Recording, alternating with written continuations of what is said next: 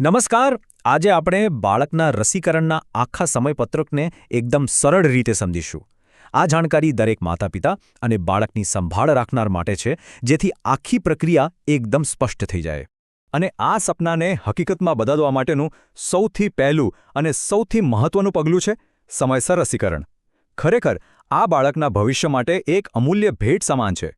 તો આપણે બાળકના જન્મથી લઈને 16 વર્ષ સુધીની આખી સફરને એક પછી એક તબક્કામાં સમજીશું.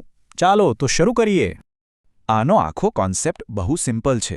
બસ એટલું સમજો કે દરેક રસી એક સુરક્ષા કવચનો ભાગ છે, જે ધીમે ધીમે બાળકની આસપાસ બને છે અને તેને ગંભીર બીમારીઓથી બચાવે છે. આ સુરક્ષા કવચના સૌથી પહેલા ભાગ જન્મતાની સાથે જ લગાવી દેવામાં આવે છે. કેમ? કારણ કે એ ગંભીર બીમારીઓ સામે તાત્કાલિક રક્ષણ આપે છે. જુઓ, જન્મના પહેલા 24 કલાકમાં જ બાળકને આ 3 ખૂબ જ જરૂરી રસીઓ મળી જવી જોઈએ. આ તેના સ્વસ્થ જીવનની શરૂઆત માટેનો મજબૂત પાયો છે. સારું, તો સુરક્ષા કવચની શરૂઆત તો થઈ ગઈ. હવે વારો છે એના પાયાને એકદમ મજબૂત બનાવવાનો. ચાલો જોઈએ એ કેવી રીતે થાય છે.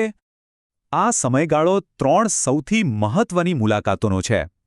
અહીં રસીઓની પ્રાથમિક સિરીઝ આપવામાં આવે છે, જે બાળકના લાંબા ગાળાના સ્વાસ્થ્ય માટેનો પાયો નાખે છે.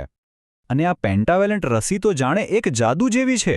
વિચારો, એક જ ઇન્જેક્શન અને 5 ગંભીર બીમારીઓ સામે રક્ષણ. આનાથી બાળકને ઓછી તકલીફ પડે છે. અને અહીં એક ખાસ વાત એ છે કે બધી રસીઓ ઇન્જેક્શનથી નથી અપાતી.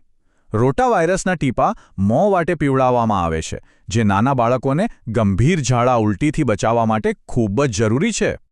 હવે જેમ જેમ બાળક મોટું થાય છે, તેમ તેમ તેની રોગપ્રતિકારક શક્તિને થોડું યાદ કરાવવું પડે છે કે બીમારીઓ સામે કેવી રીતે લડવાનું છે.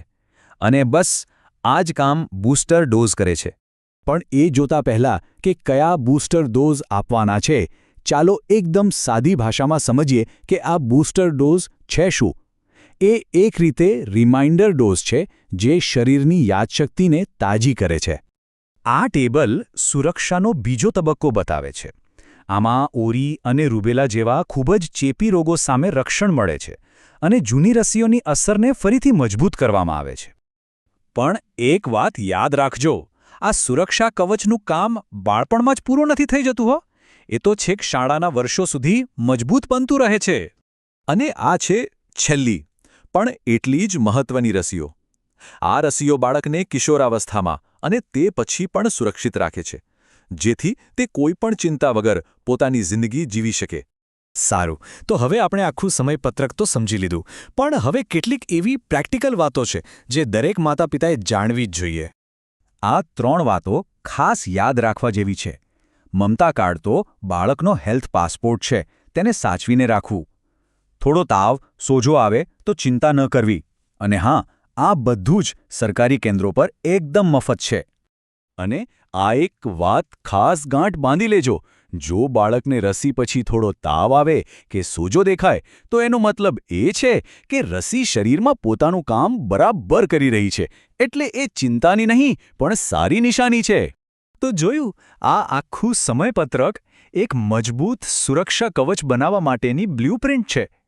એ સુનિશ્ચિત કરે છે કે બાળક સ્વસ્થ અને ખુશ રહીને મોટું થાય. એટલે પ્રશ્નો પૂછતા રહો, જાણકાર બનો અને બાળકના સ્વાસ્થ્યના સૌથી મોટા રક્ષક બનો.